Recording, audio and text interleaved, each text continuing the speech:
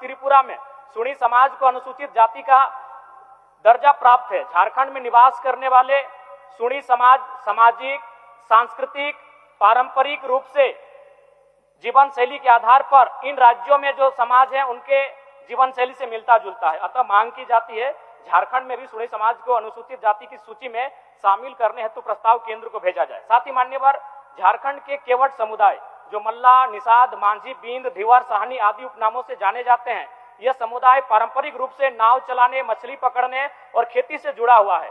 इस समुदाय की ऐतिहासिक और सांस्कृतिक पहचान भी आदिवासियत की रही है।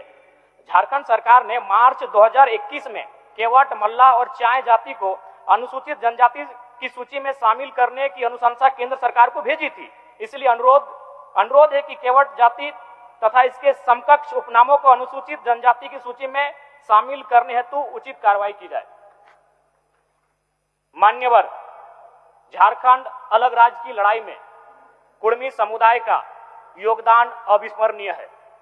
शहीद निर्मल महतो के निर्णायक शहादत के साथ शक्ति, अजीत, धनंजय, कृष्णा, सुरेश, बिरजू, बीरबल, हरिपद, जयवीर, श्रीपति, मायाराम, साईनाथ, सोहर, मोहर, बोधराम के रूप में अनगिनत शहादतें दी गई है। अनगिनत शहादतें दी गई हैं।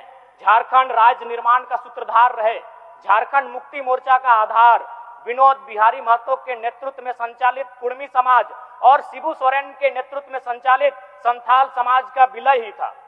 अंग्रेजों के कालखंड में 1872 से 1931 तक की जनगणना में गुस्तीधारी कुड़मियों को Aborigines, Aboriginals, animist, primitive tribes के रूप में मान्यता प्राप्त थी। किंतु आजाद भारत में सन 1950 में बिना किसी अधिसूचना के कुड़मी समाज को शेड्यूल ट्राइब की सूची से बाहर रखा गया।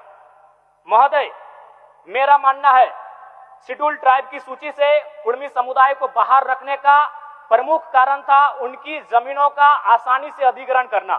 अंग्रेजों ने जाते जाते यह पता कर लिया था कि छोटा नागपुर के पठार में प्रचुर मात्रा में खनिज संपदा है और जिन जमीनों के नीचे प्रचुर खनिज संपदा है उनमें अधिकांश बसबसा